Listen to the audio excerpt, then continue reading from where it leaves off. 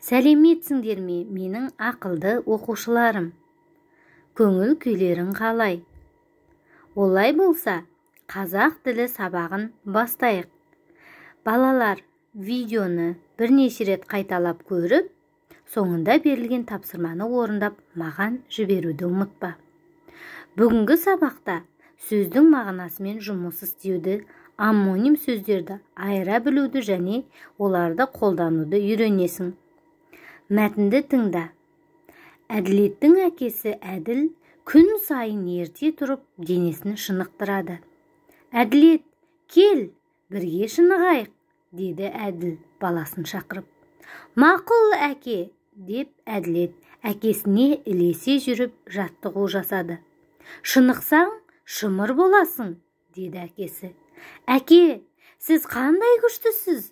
Деп Әділеттің қарақаттай көзі жайнап кетті.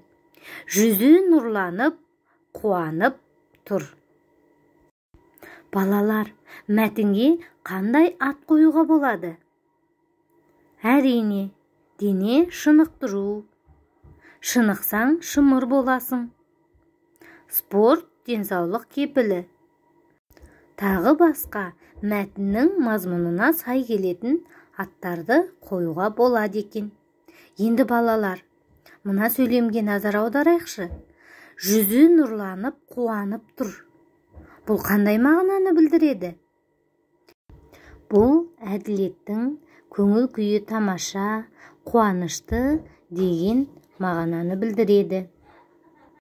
Міне балалар, жүз сөзі екі мағынаны білдіреді екен. Біреуі жүз сан болса, екіншісі жүзі нұрланып, яғни адамның бет әлпеті деген мағынаны білдіреді. Мысалы, менің 100 теңгем бар. Айгүлдің жүзі нұрланып, қуанып кетті. Яғни бұл амоним сөздер екен.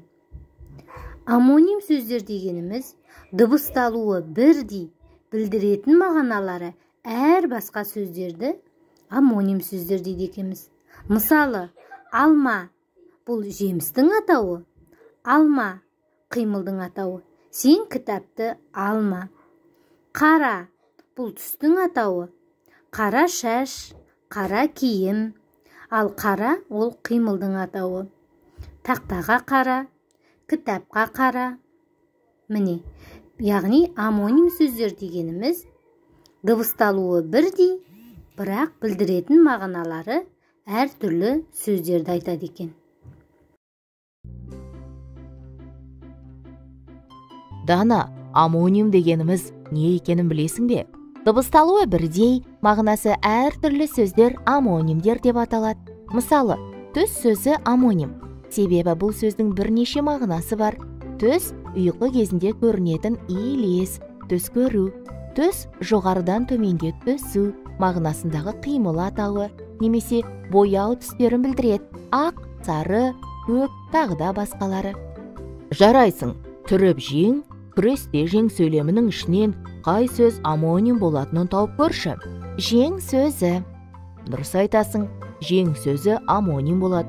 Бұл сөз қандай мағыналарда қолданылып тұр? Түріп жең дегенде, жең киімнің иықтан қолдың білезігіне дейін жетіп тұратын бөлігін білдіреді. Ал күресте жең дегенде, жең оз, жеңіп шық мағынасында қолданылып тұр. Дұрыс. Ал тапсырмада қой, айна, табын суреті берілген екен. Осы сөздердің қайсысы амоним бола алады? Қой сөзі. Қой төрттілік атауы және қой қимыл атауы. Дұрыс, жарайсың Дана. Мәтінді тыңда. Ара сөзі де амоним сөзге жатады екен. Мысалы, ара жәндік, яғни бал жинайтын жәндік. Ал екінші бір мағынасы ағаш кесетін құрал. Бұны да ара дейді екенбіз. Екінші мысал, бұрыш. Бұның білдіретін бірінші мағынасы тамаққа қосатын көкөніс. Бұны бұрыш дейміз. Ал екінші мағынасы геометриялық фигуралар. Тік бұрыш, сүйір бұрыш, доғал бұрыш. Бұл да амоним сөздерге жатады. Мына берілген сөздерді қатыстырып сөйлем құрайық. Тас, өкпе, ат, бас. Екі мағынада құрау керекпіз. Түс. Мен бүгін жақсы түс көрдім. Мына көйлектің түсі керемет екен. Біріншісінде түс көрдім деп адам ұйықтағанда көретін елес, көйлектің түсі деп қызыл, жасыл түсті айтып тұр. Ағаштан түс құлайсың. Бұл жерде қимыл әрекетті білдіріп тұр. Дәрігер Айдостың өкпесінің таза екенін айтты. Арман Диасқа өкпеледі. Бірінші сөйлемдегі өкпе адамның тыныс алу мүшесі өкпенің таз екенін айтып тұрса, екінші сөйлемдегі өкпеледі, ол ренжіді деген мағынаны білдіреді.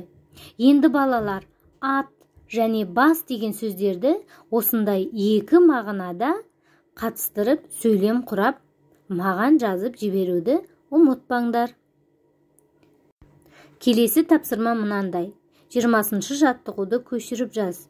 Досың болса ер, соңынан қалма ер. Бірінші ер, ол батыр, ер жүрек деген мағынаны білдіреді. Соңынан қалма ер деген, соңынан жүр деген мағынада.